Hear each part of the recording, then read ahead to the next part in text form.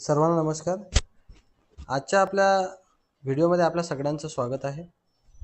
आपल्या सर्वांना माहितीच आहे की महाराष्ट्र शासनाद्वारे एक नवीन शासन निर्णय जारी करण्यात आलेला आहे, ज्यामध्ये अंगणवाडी सेविका आणि मदतनीस यांना दिलेल्या निकषांमध्ये जर पात्र असतील तर प्रोत्साहन भत्ता अदा केला जाणार आहे.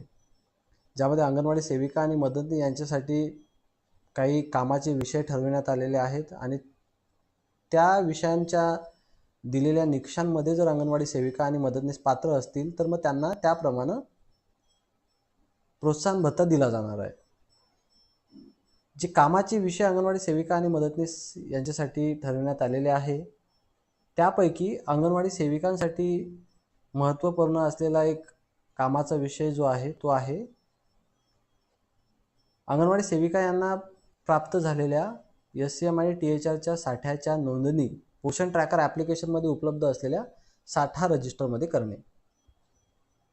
आजच्या आपल्या व्हिडिओमधून आपण जाणून घेऊया की ह्या नोंदणी अंगणवाडी सेविका कशा पद्धतीने घेऊ शकतील आणि प्रोत्साहन भत्त्यासाठीचा जो विषय त्यांना तो देण्यात आलेला आहे त्याच्यामध्ये ते पात्र ठरतील. तर आजच्या आपल्या विषयाकडे आपण आता वळूया. पहिल्यांदा आपल्याला आपल्या पोषण ट्रॅकर ॲप्लिकेशनमध्ये आपला रजिस्टर मोबाईल क्रमांक आणि जो सेट केलेला MPIN असेल त्याचा उपयोग करून लॉग इन करून घ्यायचे आहे. लॉग इन केल्यानंतर अशी स्क्रीन तुमच्या समोर येईल, ज्याला आपण होमपेज म्हणतो. इथं तुम्हाला कृती केंद्र दिसत असेल, ज्यामध्ये 3ऱ्या क्रमांकाचा पर्याय आहे साठा नोंदणी करा. या पर्यायाचा वापर आपल्याला आजच्या व्हिडिओमध्ये आपल्याला प्राप्त झालेल्या SCM आणि THRच्या साठ्याच्या नोंदणी करण्यासाठी करायचं. आपण यावरती क्लिक करूया. या पद्धतीची स्क्रीन तुम्हाला दिसेल, जिथं वरती तुम्ही बघत असाल स्टॉक रजिस्टर लिहिलं आहे आणि कुठल्या महिन्यासाठी आपण साठ्याच्या नोंदणी करणार आहोत तो महिना दिलेला आहे. खाली 2 वेगवेगळ्या टॅब आहेत, एक आहे THR आणि दुसरी आहे SCM. तर THR संबंधी आपण पहिल्यांदा बोलूया. खाली तुम्हाला आता THRची टॅब ओपन झालेली आहे. त्याच्यामध्ये काही हेडर्स दिलेले आहेत, ज्यामध्ये पहिलाच आहे बेनिफिशरी टाईप म्हणजे लाभार्थी प्रकार, ज्यामध्ये लाभार्थ्यांचे प्रकार दिलेले आहेत. गर्भवती महिला असतील, स्तनदा असतील, मुले असतील, कमी वजनाची मुले असतील आणि आकांक्षित जिल्हे जर असतील तर आकांक्षित जिल्ह्यातील अंगणवाडी सेविका यांच्या मोबाईलमध्ये इथं आणखी एक ऑप्शन दिसेल, किशोरवयीन मुली. दुसरा जो हेडर आहे तो आहे साठा आवश्यक पॅकेट्समध्ये. आता याच्यामध्ये आपल्याकडे उपलब्ध असलेल्या लाभार्थी संख्येनुसार ऑटोमॅटिक या ठिकाणी नंबर्स दिलेले आहे की तुम्हाला किती पॅकेजची आवश्यकता आहे. यामध्ये अंगणवाडी सेविकांना काही करण्याची गरज नाही, हे ऑटोमॅटिक या ठिकाणी आलेलं आहे. यामध्ये अंगणवाडी सेविकांना मॅन्युअली एंट्री करण्याची गरज नाही. सपोज यांच्याकडे एक गर्भवती महिला असेल म्हणून इथं 4 पॅकेट्स. का महाराष्ट्र राज्यामध्ये आपण प्रत्येक लाभार्थ्याला 4 पॅकेट्स THR देतोय. म्हणजे गर्भवती महिला असतील, स्तनदा माता असतील, मुले 6 महिने ते 3 वर्ष आणि जर कमी वजनाची मुले असतील तर त्यांना 6 पॅकेट्स दिले जातात. मग जर आपल्याकडं कमी वजनाची मुलं असतील तर ऑटोमॅटिकली सपोज तुमच्याकडे 2 आहे तर इथं मग 12 आले असते. परंतु या सेंटरला ज्या सेंटरच्या आपण इथं साठा नोंदवही ओपन केली आहे त्याच्यामध्ये एक पण कमी वजनाचं बाळ नाही, म्हणून इथं 0 दिलं. अशा पद्धतीने इथं ऑटोमॅटिक कॅल्क्युलेट करून तुम्हाला पॅकेट्सची संख्या दिलेली असेल की त्या महिन्यासाठी तुम्हाला किती पॅकेट्सची आवश्यकता आहे. त्यानंतर तिसरा जो कॉलम आहे तो आहे प्राप्त झालेला साठा. आता इथं तुम्हाला हे डॅश दिसत असेल, हायफन दिसत असेल. का? कारण अद्यापही आपण साठ्याची नोंदणी केलेली नाही आहे, म्हणून या ठिकाणी हे डॅश दिलेलं आहे. ही नोंदणी आपल्यालाच करणं आवश्यक आहे, कारण आपल्याकडे किती साठा प्राप्त झालेला आहे हे आपल्याशिवाय इतर कुणालाही माहिती नाही. आणि म्हणून साठ्याची नोंदणी अंगणवाडी सेविका यांनाच करणं आवश्यक आहे. जेव्हा आपण नोंदणी करू तेव्हा ऑटोमॅटिकली इथं सुद्धा नंबर्स दिसायला लागतील की तुम्ही जर म्हटलं की मला गर्भवती महिलांसाठी 6 पॅकेट्स प्राप्त झाले तर इथं 6 दिसेल. तुम्ही म्हटलं की मला 2 पॅकेट प्राप्त झाले तर 2 दिसतील. तुम्हाला आवश्यक 4 होते पण 2 प्राप्त झाले असं त्या ठिकाणी तुम्हाला दिसेल. चौथा आणि शेवटचा पर्याय आहे की साठा वितरित. म्हणजे आता तुम्हाला पहिला होता की किती आवश्यक आहे, आता तुम्हाला किती प्राप्त झालेलं आहे याच्यासुद्धा तुम्ही नोंदी केल्या, आणि साठा वितरित याच्यासुद्धा तुम्हाला काउंट या ठिकाणी दिलेला आहे. याच्यासुद्धा नोंदणी तुम्हाला या ठिकाणी घ्यायच्या नाही आहेत. हे सुद्धा ऑटोमॅटिक या ठिकाणी नंबर्स दाखवले जातात.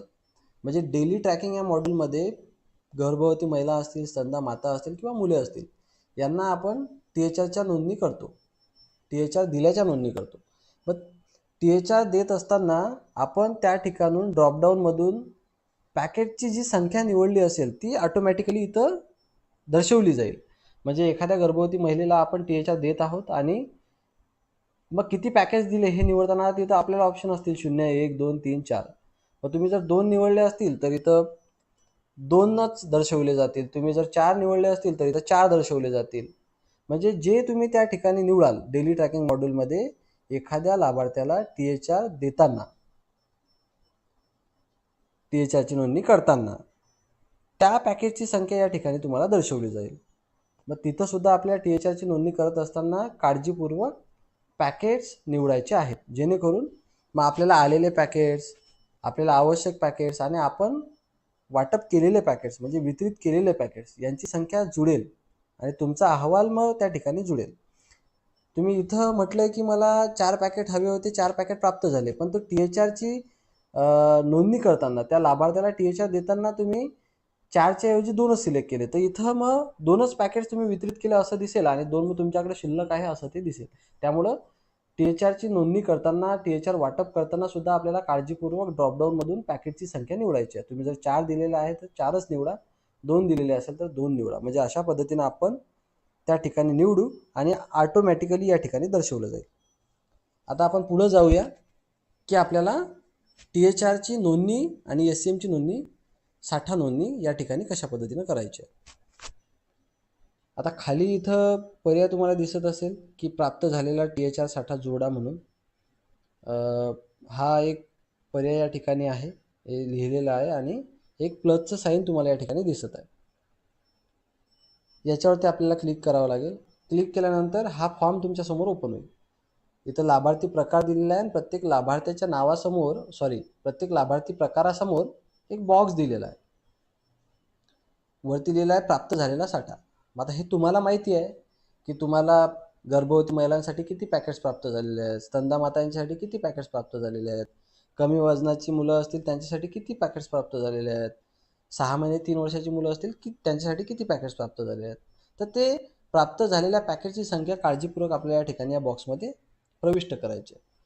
प्रविष्ट करताना एक महत्त्वपूर्ण काळजी आपल्याला या ठिकाणी घ्यायची आहे, ती म्हणजे आता आपल्याकडं जेव्हा THR किंवा SCMचा साठा येतो तेव्हा तो 50 दिवसांसाठी आलेला असतो.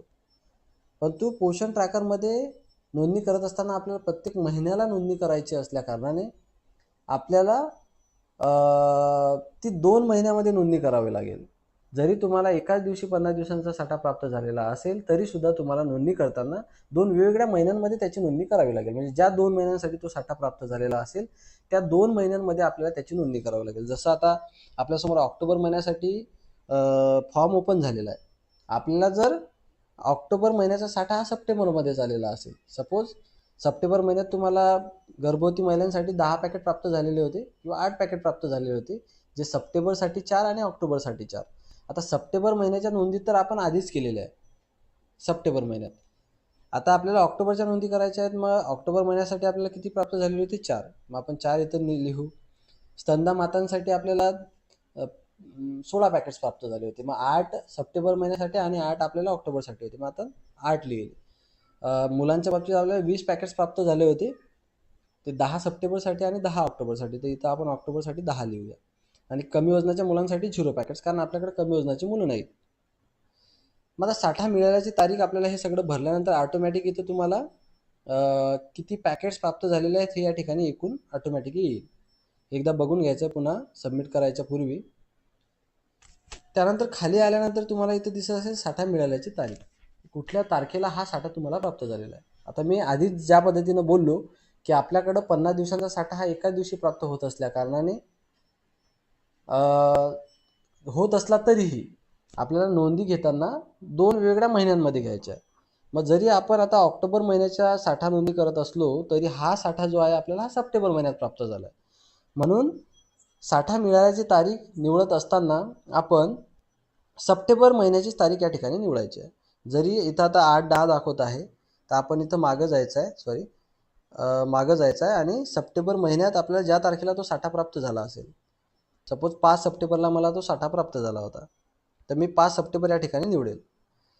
सप्टेंबर महिन्यामध्ये नोंदणी करताना सुद्धा मी 5 सप्टेंबर निवडली होती आणि ऑक्टोबरमध्ये नोंदणी करताना सुद्धा मी 5 सप्टेंबर निवडत आहे, कारण मला 5 सप्टेंबरलाच या 2 महिन्यांसाठी हा साठा प्राप्त झाला होता. हे निवडल्यानंतर, तारीख निवडल्यानंतर ॲड स्टॉकला मला क्लिक करायचं आहे. आता आपल्याला ॲड स्टॉकला क्लिक करता येणार नाही, कारण केलं तर या ॲप्लिकेशनमध्ये ते नोंदणी दिसेल आणि मी प्रोडक्शनचे लॉग इन केलेले असल्याने या ठिकाणी आपल्याला ॲड स्टॉकला क्लिक करता येणार नाही. आता आपण मागं जाऊया.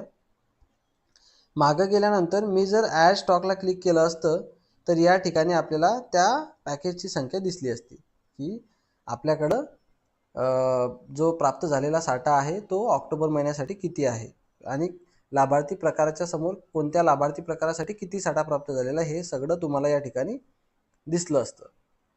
आणि तुम्ही जी नोंदणी घेतलेली असती त्याची सुद्धा नोंद तुम्हाला या ठिकाणी दिसून आली असती.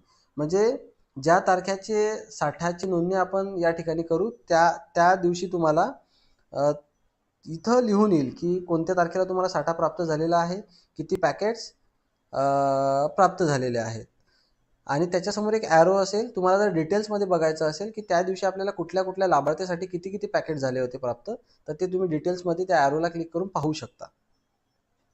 आता इथं कुठलीही नोंद नाही त्याच्यामुळे आपल्याला तो ॲरो या ठिकाणी दिसत नाही आहे.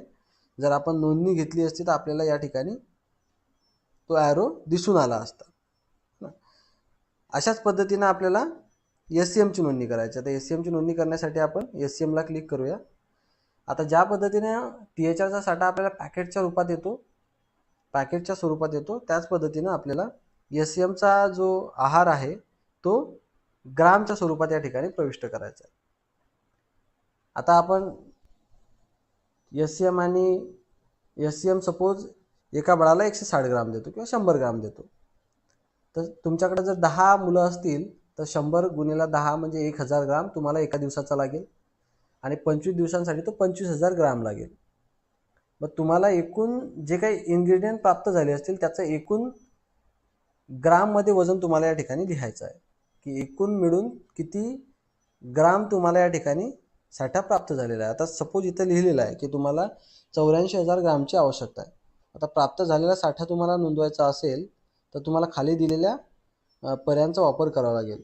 त्यानंतर चौथा आणि शेवटचा कॉलम या ठिकाणी जो आहे तो आहे किती साठा तुम्ही या ठिकाणी वितरित केलेला आहे.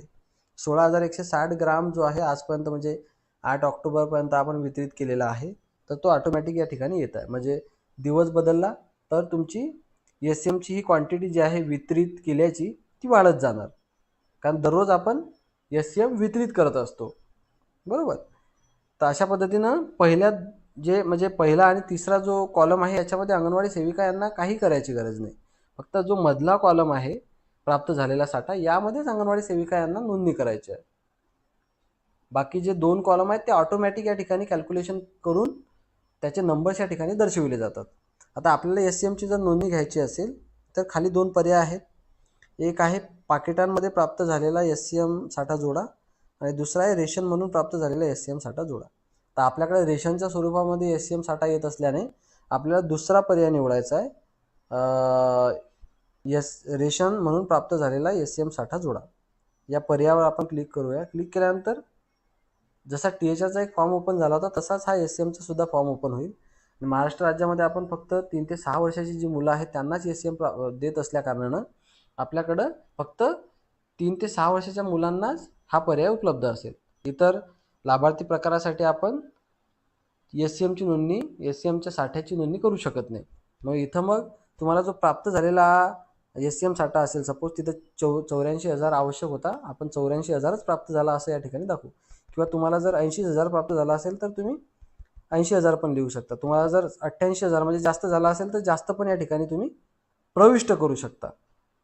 प्रविष्ट केल्यानंतर सेम तुम्हाला इथं एकूण किती साठा प्राप्त झालेला तो दिसेल आणि साठा मिळाल्याची तारीख. सेम तुम्हाला जर हा साठा सप्टेंबर महिन्यातच प्राप्त झालेला असेल तर कॅलेंडरमध्ये जाऊन तुम्ही सप्टेंबर महिन्याची तारीख या ठिकाणी निवडू शकता की कुठल्या तारखेला तुम्हाला हा साठा प्राप्त झाला होता. तर अशा पद्धतीनं ही सगळी माहिती भरल्यानंतर खाली जे ॲड स्टॉक हा जो पर्याय आहे याच्यावरती तुम्हाला क्लिक केलेला आहे. क्लिक केल्यानंतर तुम्हाला स्टॉक सक्सेसफुली सेव्ह म्हणून तुम्हाला मॅसेज येईल. याचा अर्थ तुम्ही भरलेली माहिती जी आहे ते यशस्वीरित्या संपादित करण्यात आलेली आहे आणि तुम्हाला ती माहिती मग मागच्या आपल्या या पेजवर प्राप्त झालेल्या या साठामध्ये म्हणजे आता 3 ते 6 वर्षाचीच मुलं आहे तर इथं आपल्याला या ठिकाणी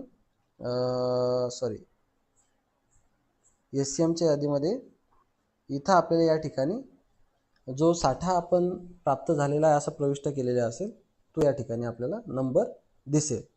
मग या ठिकाणी 3 नंबर तुम्हाला दिसतील. साठा आवश्यक किती होता, तुम्हाला प्राप्त किती झालेला आहे, त्यापैकी तुम्ही वितरित किती केलेला आहे. यावरून तुम्हाला हे पण लक्ष येईल की आपल्याकडं किती साठा शिल्लक आहे महिन्याच्या शेवटी. तर अशा पद्धतीने अंगणवाडी सेविका यांना दर महिन्याला पोषण ट्रॅकर ॲप्लिकेशनमध्ये साठा नोंदणी करा या पर्यायामध्ये आपल्याला प्राप्त झालेल्या SCM आणि THRच्या साठ्याची नोंदणी करायची आहे.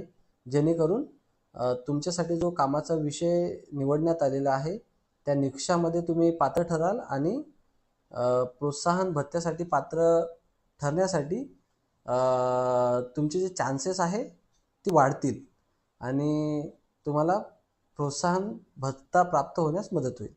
तर नक्कीच अपेक्षा आहे की तुम्हाला या व्हिडिओमार्फत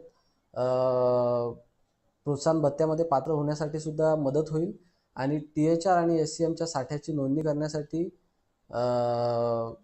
सुद्धा या ठिकाणी मदत होईल. धन्यवाद.